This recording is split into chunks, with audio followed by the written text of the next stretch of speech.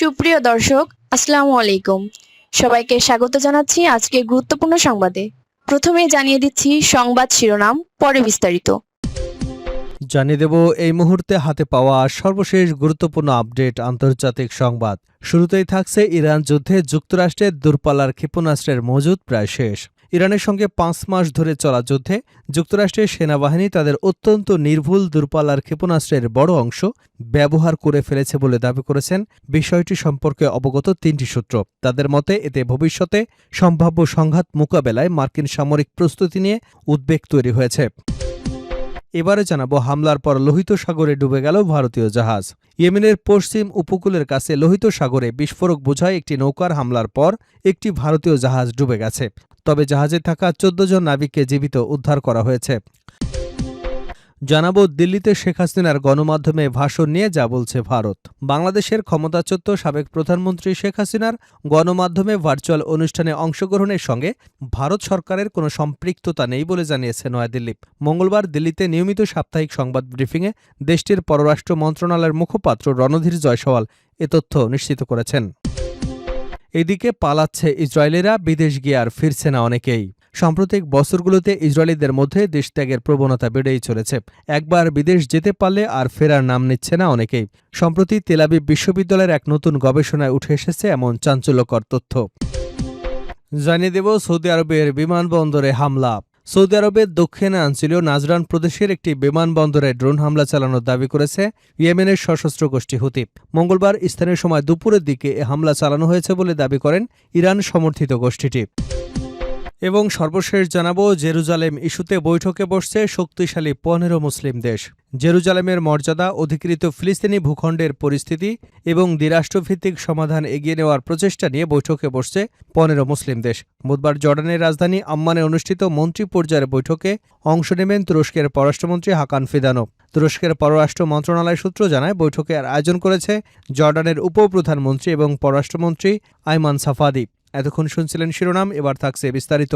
দর্শক, অনুরোধ থাকবে ভিডিওতে একটি লাইক দিন, কমেন্টস করে জানিয়ে দিন এই ভিডিও সম্পর্কে আপনার মূল্যবান মতামত। রয়টার্স এক্সক্লুসিভের প্রতিবেদন, ইরান যুদ্ধে যুক্তরাষ্ট্রের দূরপাল্লার ক্ষেপণাস্ত্রের মজুদ প্রায় শেষ। ইরানের সঙ্গে 5 মাস ধরে চলা যুদ্ধে যুক্তরাষ্ট্রের সেনাবাহিনী তাদের অত্যন্ত নির্ভুল দূরপাল্লার ক্ষেপণাস্ত্রের বড় অংশ ব্যবহার করে ফেলেছে, এমনটাই দাবি করেছে বিষয়টি সম্পর্কে অবগত 3টি সূত্র। তাদের মতে এতে ভবিষ্যতে সম্ভাব্য সংঘাত মোকাবেলায় মার্কিন সামরিক প্রস্তুতি নিয়ে উদ্বেগ তৈরি হয়েছে। মঙ্গলবার আন্তর্জাতিক সংবাদ সংস্থা রয়টার্সের এক্সক্লুসিভ এক প্রতিবেদনে এ তথ্য জানানো হয়েছে। সূত্রগুলোর তথ্য অনুযায়ী সবচেয়ে বেশি ব্যবহৃত হয়েছে সেনাবাহিনীর ভূমি থেকে ভূমিতে নিক্ষেপণযোগ্য আর্মি ট্যাকটিক্যাল মিসাইল সিস্টেম এবং প্রিসিশন স্ট্রাইক মিসাইল। দুটি সূত্রের দাবি এই দুই ধরনের ক্ষেপণাস্ত্রের প্রায় মজুদ পুরোপুরি ব্যবহার করা হয়ে গেছে। যুক্তরাষ্ট্রের এসব দূরপাল্লার ক্ষেপণাস্ত্রের মজুদ কতটা কমে গেছে সে তথ্য আগে প্রকাশ্যে আসেনি। দূর থেকে নিরাপদ অবস্থান থেকে নির্ভুলে হামলা চালানোর সক্ষমতার কারণে এই অস্ত্রগুলো যুক্তরাষ্ট্রের সামরিক ভাণ্ডারের গুরুত্বপূর্ণ অংশ। যুক্তরাষ্ট্রের সরবরাহ করা ATACMS ক্ষেপণাস্ত্র ইউক্রেন যুদ্ধে গুরুত্বপূর্ণ ভূমিকা রেখেছে, যার মাধ্যমে ইউক্রেন রাশিয়ার অভ্যন্তরে লক্ষ্যবস্তুতে হামলা চালিয়েছে। অন্যদিকে PRSM নতুন প্রজন্মের আরও উন্নত ক্ষেপণাস্ত্র, যা ধীরে ধীরে ATACMS এর জায়গায় নিচ্ছে এবং এর পাল্লা আরও বেশি। বিশ্লেষকদের মতে প্রতিটি ক্ষেপণাস্ত্রের দাম 10 লাখ মার্কিন ডলারেরও বেশি এবং চীনের সঙ্গে সম্ভাব্য কোনো সংঘাতে এসব অস্ত্র গুরুত্বপূর্ণ ভূমিকা রাখতে পারে। তবে যুক্তরাষ্ট্রের হাতে বর্তমান কতটি ক্ষেপণাস্ত্র অবশিষ্ট আছে সে বিষয়ে কিছু জানানি এ সূত্রগুলো। মার্কিন প্রেসিডেন্ট ডোনাল্ড ট্রাম্প ফেব্রুয়ারিতে ইসরায়েলের সঙ্গে যৌথভাবে ইরানের বিরুদ্ধে সামরিক অভিযান শুরু করেছিল। সে সময় তিনি যুদ্ধ স্বল্প সময় শেষ হবে বলে আশা প্রকাশ করেছিলেন, কিন্তু যুদ্ধ দীর্ঘায়িত হওয়ায় বিষয়টি জানা 3টি সূত্রের মতে ক্ষেপণাস্ত্রের মজুদ দ্রুত কমে যাওয়ায় রাশিয়া এবং চীনের মতো প্রতিদ্বন্দ্বী দেশগুলোর বিরুদ্ধে যুক্তরাষ্ট্রের প্রতিরোধ ক্ষমতা সীমিত হতে পারে। আরেকটি সূত্র জানিয়েছে মধ্যপ্রাচ্যে মার্কিন বাহিনীর দায়িত্বে থাকা সেন্ট্রাল কমান্ড যুদ্ধ শুরুর আগে তাদের হাতে থাকা প্রায় সব স্থলভিত্তিক ক্ষেপণাস্ত্র ব্যবহার করে ফেললেও বিশ্বের অন্যান্য স্থানে থাকা মার্কিন সামরিক মজুদ থেকে নতুন সরবরাহ পেয়েছে। বিষয়টি সংবেদনশীলতার কারণে সব সূত্রই নাম প্রকাশ না করবার শর্তে রয়টার্সের সঙ্গে কথা বলেছেন। মজুদ সংক্রান্ত তথ্যের বিষয়ে মন্তব্য চাইলে হোয়াইট হাউস ট্রাম্পের একটি বিবৃতি প্রকাশ করে। এতে তিনি বলেন, বিশ্বের অন্য যে কোনো দেশের তুলনায় আমাদের কাছে অনেক বেশি গোলাবারুদ রয়েছে এবং প্রয়োজনের তুলনায় অনেক বেশি। ট্রাম্প আরও বলেন, আমাদের প্রতিরক্ষা শিল্প এখন ইতিহাসের যে কোনো সময়ের তুলনায় গোলাবারুদ উৎপাদন করছে। একই সঙ্গে কারখানা উৎপাদন সক্ষমতা রেকর্ড হারে বাড়ানো হচ্ছে। বিশ্লেষকেরা একমত যে আর্টিলারি সেল এবং বিভিন্ন ধরনের ক্ষেপণাস্ত্রের উৎপাদন বর্তমানে রেকর্ড পর্যায়ে রয়েছে, তবে তাদের সতর্কবার্তা দীর্ঘস্থায়ী যুদ্ধ চালানোর জন্য এই উৎপাদন যথেষ্ট নাও হতে পারে। হামলার পর লোহিত সাগরে ডুবে গেল ভারতীয় জাহাজ। ইয়েমেনের পশ্চিম উপকূলের কাছে লোহিত সাগরে বিস্ফোরক বোঝা একটি নৌকার হামলার পর একটি ভারতীয় জাহাজ ডুবে গেছে, তবে জাহাজে থাকা ১৪ জন নাবিককে জীবিত উদ্ধার করা হয়েছে। ইয়েমেন সরকারের সমর্থিত ন্যাশনাল রেজিস্ট্যান্স ফোর্সের মঙ্গলবার জানিয়েছে, ফাইজে নুরে আলিয়া নামের জাহাজটি আল হুদেইদার দক্ষিণে প্রায় ১৩ নটিক্যাল মাইল দূরে চলাচলের সময় হামলার শিকার হয়। এতে জাহাজটি ডুবে যায়, খবর আনাদোলু এজেন্সির। তবে হামলার পেছনে কারা জড়িত সে বিষয়ে কোনো তথ্য জানায়নি কর্তৃপক্ষ।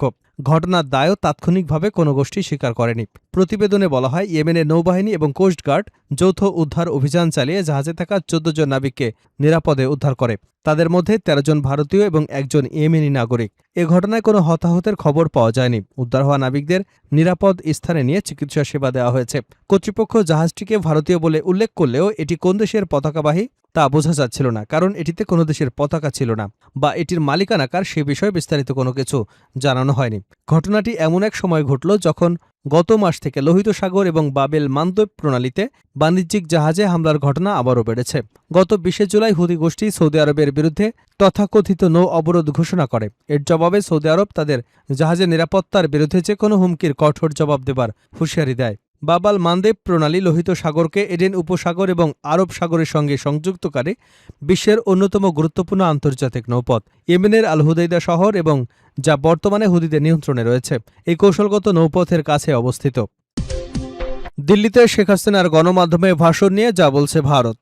বাংলাদেশের ক্ষমতাচ্যুত সাবেক প্রধানমন্ত্রী শেখ হাসিনার গণমাধ্যমে ভার্চুয়াল অনুষ্ঠানে অংশগ্রহণের সঙ্গে ভারত সরকারের কোনো সম্পৃক্ততা নেই বলে জানিয়েছে নয়াদিল্লি। মঙ্গলবার দিল্লিতে নিয়মিত সাপ্তাহিক সংবাদ ব্রিফিংয়ে দেশটির পররাষ্ট্র মন্ত্রণালয়ের মুখপাত্র রণধীর জয়সওয়াল এ তথ্য নিশ্চিত করেছেন। ৫ই অগাস্ট নয়াদিল্লিতে একটি অনুষ্ঠানে ক্ষমতাচ্যুত সাবেক প্রধানমন্ত্রী শেখ হাসিনার অংশগ্রহণের বিষয়ে ভারতের সম্পৃক্ততা রয়েছে কিনা এ প্রশ্নের জবাবে ভারতের পররাষ্ট্র মন্ত্রণালয়ের মুখপাত্র বলেন, এ বিষয়ে ভারত সরকারের কোনো ভূমিকা নেই। তিনি বলেন, আপনি যে অনুষ্ঠানের কথা উল্লেখ করেছেন সেটি একটি বেসরকারি গণমাধ্যম প্রতিষ্ঠান আয়োজন করেছে। এ আয়োজনের সঙ্গে ভারত সরকারের কোনো ধরনের সম্পৃক্ততা নেই। ওই অনুষ্ঠানে যেসব মতামত প্রকাশ করা হতে পারে সেগুলোরও সরকার কোনো অনুমোদন বা সমর্থন দেয় না। ভারতের পররাষ্ট্র মন্ত্রণালয়ের মুখপাত্র বলেন, নয়াদিল্লিতে দক্ষিণ এশিয়ার সাংবাদিকদের সংগঠন foreign correspondents club of south এশিয়ায় আয়োজিত অনুষ্ঠানে শেখ হাসিনার ভাষণ দেবার পরিকল্পনা নিয়ে বাংলাদেশের যে উদ্বেগ রয়েছে সেই অনুষ্ঠানের সঙ্গে ভারত সরকারের কোনো ভূমিকা নেই।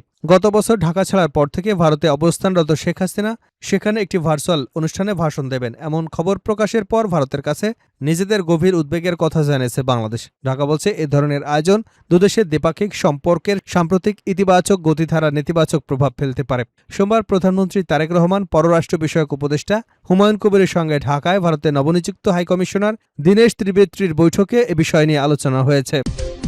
পালাচ্ছে ইসরায়েলিরা, বিদেশ গিয়ে ফিরছে না অনেকেই। সম্প্রতি বছরগুলোতে ইসরায়েলিদের মধ্যে দেশত্যাগের প্রবণতা বেড়েই চলেছে। একবার বিদেশে যেতে পারলে আর দেশে ফেরার নাম নিচ্ছে না অনেকেই। সম্প্রতি তেল আবিব বিশ্ববিদ্যালয়ের এক নতুন গবেষণায় উঠে এসেছে এমন চাঞ্চল্যকর তথ্য। সেন্ট্রাল ব্যুরো অব স্ট্যাটিস্টিক্সের তথ্য বলছে, প্রতিবছর গড়ে প্রায় ৫০,০০০ ইসরায়েলি ১২ মাসেরও বেশি সময় ধরে ইসরায়েলের বাইরে থাকেন। প্রতিবছর গড়ে প্রায় ৫০,০০০ ইসরায়েলি ১২ মাসেরও বেশি সময় ধরে ইসরায়েলের বাইরে ছিলেন। ৩ বছর ধরেই দেখা যাচ্ছে ঠিক একই চিত্র। ২০২৩ এবং ২০২৪ সালে গড়ে প্রায় ৪৯,০০০ ইসরায়েলি ১ বছরেরও বেশি সময় বিদেশে থাকার প্রবণতা দেখা গেছে।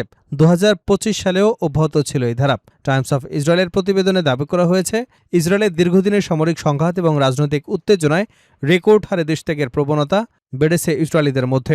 এদিকে ২০২৫ সালে সর্বোচ্চ ৯০,৯২২ ইসরায়েলি টানা ৩ মাসেরও বেশি ইসরায়েলের বাইরে অবস্থান করেছে। ২০২৪ সালে এ সংখ্যা ছিল ৯১,৪৯৯ জন। ২০২৩ সালে ছিল ৮৬,৫০৯ জন। সামগ্রিকভাবে দেখা যায়, এই ৩ বছরে মোট ২,৬৮,৫০৯ জন ইসরায়েলি ৩ মাসেরও বেশি সময় ধরে ইসরায়েলের বাইরে ছিলেন। তুলনামূলকভাবে যা আগের বছরগুলোর তুলনায় অনেক বেশি।